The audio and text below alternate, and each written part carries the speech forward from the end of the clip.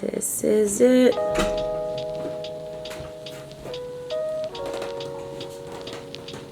Hey, buddy.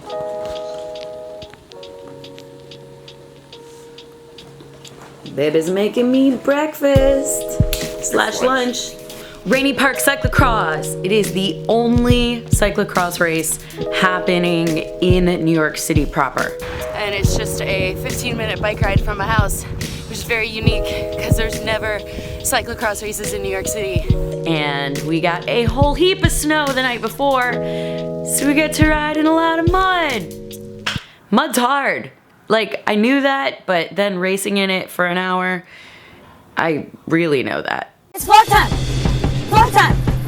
Fun, amazing, sometimes boring vlog time! There's ice everywhere, snow everywhere.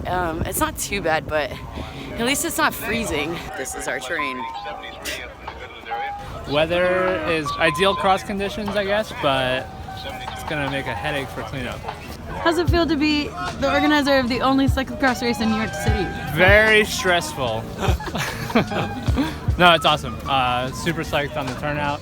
It was started last year for the first time by Keith Garrison and Austin Horse. We doubled last year based on the number of registrants that we had. Last year they had 133 registrants, and this year they had 226. That is a fast growing race. The other cool thing about this race is that Keith and Austin decided they were gonna cover all one-day licenses. For new racers, we have 42 people that signed up for a one-day license today. Yes, way to make cross accessible. Thank Rowing you. Cross in New York. Crush. Crush. Yeah! Go! Go! Go!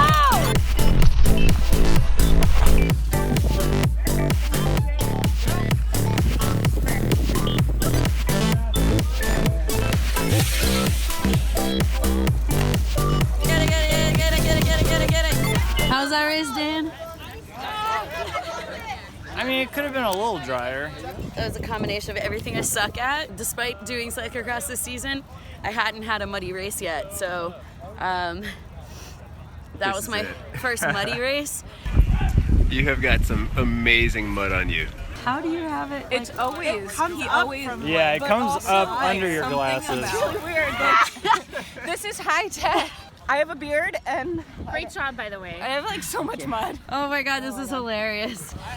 Oh, that sucked. You finished? Yes. How many times did you fall down? Oh, immediately and then 1,000 times after. Oh, really? Yeah. I'm glad I finished. I literally stood cursing for like 20 seconds, and I almost didn't keep going. I was just like, ah! What was the best part of the race? The heckling was pretty on point, and I had to laugh. I was laughing the whole time. Oh, come on. So many hecklers. Matt got me back hard for all the times I've been heckling him this season. You were heckling me so bad that at one point. Because I love you. These guys are flying. Bare legs. Ow! Go, go, go, go, go, go, go! It was only like 32 degrees for the race, so not terribly cold by some people's standards. But you know, when you spend a lot of time outside, you start to get like, it just starts to get in your bones. Still shaking. Hey. My hands are shaking so bad I can't even take pictures. This is my bike now. Who wants to ride it? Not me. Not me. Oh man. Chris and I are at the car wash trying to wash our bikes after racing. Yeah. Best bike wash ever. I think I dressed pretty well. I'm just gonna give you guys a little rundown of what I wore. Probably should have done this before I raced because now everything I wore is really muddy. First up, I wore the Assos Ladies Tibaru fleece lined or some kind of warm fabric lined leggings, and they are padded. Total mud stains all over the butt, but super warm. They have a little reflective strip on the back. I love these things, they're great, especially for the winter. My base layer, I actually went for my spring fall base layer. They're like really warm. Their spring fall layer is like fall winter in my opinion.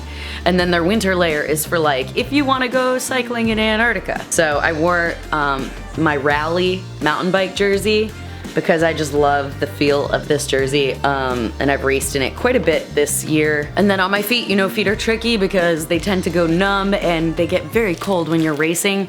I make sure to stick little toe warmers in my shoes because this makes all the difference in the world. Stick them inside my shoe on, oh, they're still in there. And on my feet I had the Bonka socks, the Asos Bonka socks, which are for winter. Then over that, I added the winter shoe covers, which are waterproof and very, very warm. They have this great fuzzy warm panel. They just zip over your shoes and they kept my feet were dry. I mean, that's fairly clean for how muddy it was.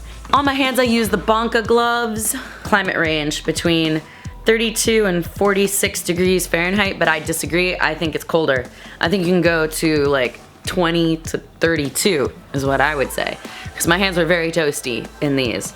And then on my head, I just had one of these fleece-lined headbands from Under Armour, and that was awesome. That was all I needed. So that's it. That's what I had, and I felt very comfortable. So if you guys are dealing with winter conditions right now, wet conditions, those are some ideas. Have a wonderful holiday season, and come check out Rainy Cyclocross next year in New York City, Queens to be exact. That's all for this week, guys. I'm Kim Nonstop.